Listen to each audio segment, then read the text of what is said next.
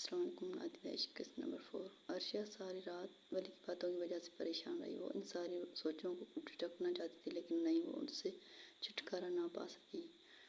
عرشیہ نے اپنے بال مٹھیوں میں جکڑے اور پھر اٹھ کر سامنے ڈریسنگ پر پڑا سارا سامان نیچے گرا دیا۔ طویل قالین پر گر کر کچھ سامان بچ گیا تھا۔ اس نے جھک کر ایک پرفیوم کی بوتل اٹھا کر پورے زور سے سامنے دیوار پر ماری، جس سے وہ بقدر ٹوٹ گئی اور اس کی ساری خوشبو کمرے میں پھیل گئی۔ سارا کمرہ معطر ہو گیا۔ نہ جانے رات کے کس پہر اس کی آنکھ لگ گئی۔ صبح 9 بجے اس کی آنکھ غیر معمولی شور کی وجہ سے کھلی تو اس نے اٹھ کر ادھر ادھر دیکھا، لیکن کمرے کی حالت دیکھ کر اسے الجھن ہونے لگی، جس کی وجہ سے وہ اٹھ کر نیچے چلی گئی۔ اس کو نیچے اترتے دیکھ جیا بیگم نے عرشیہ کے بکھرے بکھرے حلیے کو دیکھا۔ عرشیہ نے اتر کر وہاں کھڑی صفائی کرتی ایک ملازمہ کو اشارہ کیا، جس پر وہ منٹ سے پہلے کچھ کچن میں غائب ہوئی تھی۔ یہ کیا حلیہ بنا رکھا ہے عرشیہ؟ جیا بیگم نے اسے صوفے پر بیٹھتے دیکھا، جس پر اس نے صوفے پر نیم دراز ہو کر اپنی آنکھیں بند کر لی۔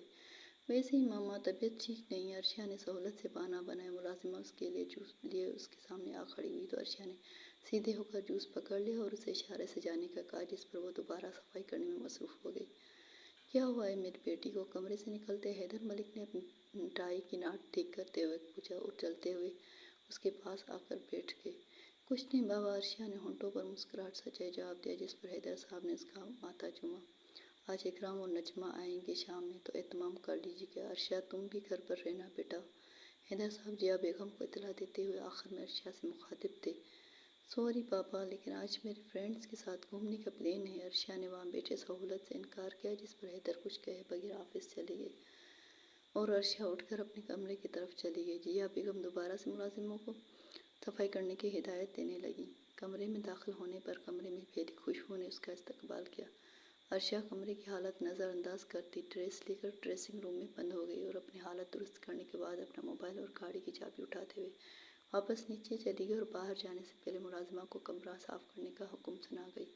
اس نے گاڑی کا رخ نمرا کے گھر کی جانب کیا۔ نمرا کے گھر کے پورچ میں گاڑی روک کر وہ ڈرائنگ روم کے پاس سے گزرنے لگی تو جو الفاظ اس کے کانوں نے سنے ان سے عرشیہ کے قدم زنجیر ہوئے۔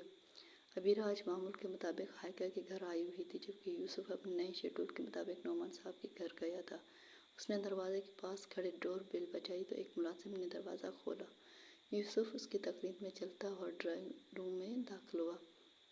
ملازم اسے وہاں بیٹھنے کا کہہ کر اندر کی طرف نعمان صاحب کے بھانجے کو بلانے چلا گیا۔ تھوڑی دیر بعد ڈرائنگ روم میں ایک 10 سالہ بچہ داخل ہوا۔ وضو کا پانی اس کے چہرے پر ابھی بھی موجود تھا۔ جینز شرٹ میں موجود پارے کو اپنے سینے سے لگائے بچہ یوسف کے سامنے صوفے پر بیٹھ گیا۔ السلام علیکم، کیا نام ہے آپ کا؟ یوسف نے دوستانہ لہجہ میں پوچھا۔ اسے وہ بچہ پیارا لگا تھا۔ تہیہ علی۔ آپ کا کیا نام ہے؟ نعمان صاحب کے بھانجے نے ہلکا سا مسکراتے ہوئے یوسف کے سوال کا جواب دے کر سوال کیا تھا۔ میرا نام یوسف احمد ہے۔ ماشاءاللہ، بہت خوبصورت نام ہے آپ کا۔ آپ کون سے پارے پر ہو تہیہ علی؟ یوسف نے دل سے اس کے نام کی تعریف کی۔ 21ویں پارے، سورہ الانبیاء شروع کرنی ہے۔ تہیہ کی نرم سی آواز کمرے میں گونجی، جس پر یوسف نے مسکرا کر اسے پارہ کھولنے کا کہا اور اس کے ساتھ مل کر تلاوت کرنے کے ساتھ ترجمہ پڑھنا شروع کر دیا۔ سورۃ نمبر 21۔ بسم اللہ الرحمن الرحیم۔ ترجمہ شروع کرتا ہوں اللہ تعالیٰ کے نام سے جو بڑا مہربان نہایت رحم کرنے والا ہے۔ سورہ نمبر 21 آیت نمبر 1۔ ترجمہ۔ لوگوں کے حساب کا وقت قریب آ گیا، پھر بھی وہ بے خبری میں منہ پھیرتے ہوئے ہیں۔ سورۃ نمبر 21 آیت نمبر 2۔ ترجمہ۔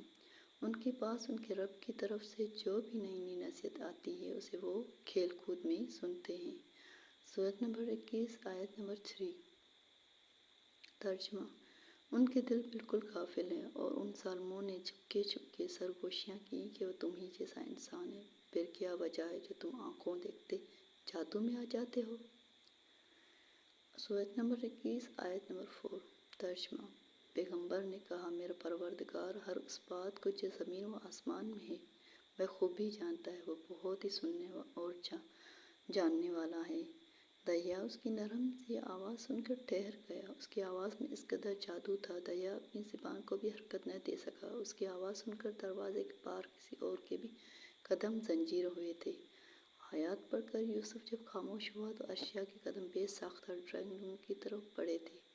زوہیب اس وقت پرسکون نیند لے رہا تھا کہ جب اس کے موبائل کی ٹیون بجی۔ اس نے ناگواری سے آنکھیں کھولنے کی زحمت کیے بغیر نیند میں ٹٹولتے ہوئے موبائل ڈھونڈ کر یس کر کے موبائل کان سے لگایا۔ کہاں ہو زوہب ملک؟ دوسری طرف سے اکرام صاحب کی آواز اسپیکر سے گونجی۔ زوہب نے موبائل کان سے ہٹا کر دیکھا تو اس پر پاپا لکھا دیکھ اس نے آنکھیں بند کرے موبائل دوبارہ کان سے لگایا۔ فارم ہاؤس پر ہوں پاپا، آپ بتائیں کوئی کام تھا؟ نیند کے خمار میں ڈوبی زوہب کی آواز گونجی۔ ہاں، وہ میں اور تمہاری ماں شام میں تمہارے لیے عرشیہ کا رشتہ مانگنے جا رہے ہیں۔ اکرم صاحب نے اس کی معلومات میں اضافہ کیا، جس پر اس نے کہنے پر اکتفا کیا۔ ٹھیک ہے، پھر فائنل ہو جائے تو مجھے بتا دیجیے گا، بائے، زوہب نے کہہ کر فون بند کر دیا۔ یہ لڑکا ہاتھ سے نکل رہا ہے، کچھ زیادہ ہی بدتمیز ہو گیا ہے۔ دوسری طرف اکرام صاحب موبائل دیکھتے رہے اور پھر غصے سے بولے اور پھر اٹھ کر ملازمہ کو سارا سامان گاڑی میں رکھوانے کا کہہ کر کمرے کی طرف چل پڑے۔ زوہب نے فون بند کر کے اپنے سامنے بیڈ پر دیکھا تو وہاں کوئی نہ تھا۔ اسے اپنی رات کا کارستانی یاد کیے ہونٹوں پر مسکراہٹ در آئی۔ نہ جانے اس کا خاص ملازم اس لڑکی کو کیسے یہاں لے کر آیا تھا، لیکن اسے کیا؟ اس نے مسکراتے ہوئے سر جھٹکا اور پھر سے سو گیا۔ ارے سمیر، اب کیا ارادہ ہے تمہارا؟ سمیر کے ایک دوست نے اسے پوچھا، جس پر اس نے ناگواری سے اسے دیکھا۔ سمیر، اس کے دوست اور اس کی کزن، تقریباً 5-6 لوگ سمیر کے فارم ہاؤس میں بیٹھے ہوئے تھے۔ چھوڑوں گا نہیں، بتلا تو لے کر رہوں گا، اس عرشیہ کی بچی سے ناگواری کی، جبکہ اب غصے نے لے لی تھی۔ سمیر ابھی تک غصے سے بھرا بیٹھا تھا۔ چل مل کر بدلہ لیتے ہیں ان دونوں سو کالڈ انا کے پجاریوں سے، سمیر کے کزن ارسل نے آرام سے کہتے ہوئے سمیر کے کندھے پر بازو رکھا۔ کون دو؟ عرشیہ کے علاوہ دوسرا کون؟ سمیر کے دوسری دوست نے ارسل سے پوچھا۔ انا کا پجاری، دی ون اینڈ اونلی بگڑا رئیس زادہ، زوہب اکرام ملک۔ ارسل نے نفست سے زوہب کا تعارف کروایا، جس پر سمیر نے بھی اس کی جانب دیکھا۔ کیوں، وہ تو تمہارا دوست ہے نا؟ سمیر نے ناسمجھی سے ارسل سے پوچھا، جس پر اس نے ناگواری سے سر جھٹکا اور اپنے ساتھ کلب میں ہوئی بے عزتی کی ساری داستان کی گوشے گزار دی، جس پر سمیر نے اس کا کندھا تھپتھپا۔ اب ملک خاندان اپنی بربادی دیکھے گا، سمیر نے چہرے پر مسکراہٹ سجائے خباثت سے کہا، جس پر ارسل اور باقی سب ہنس دیے۔ اگر آپ لوگوں کو میری ویڈیو اچھی لگی ہو تو پھر لائک اور میرے چینل کو سبسکرائب کر دیجیے گا، شکریہ۔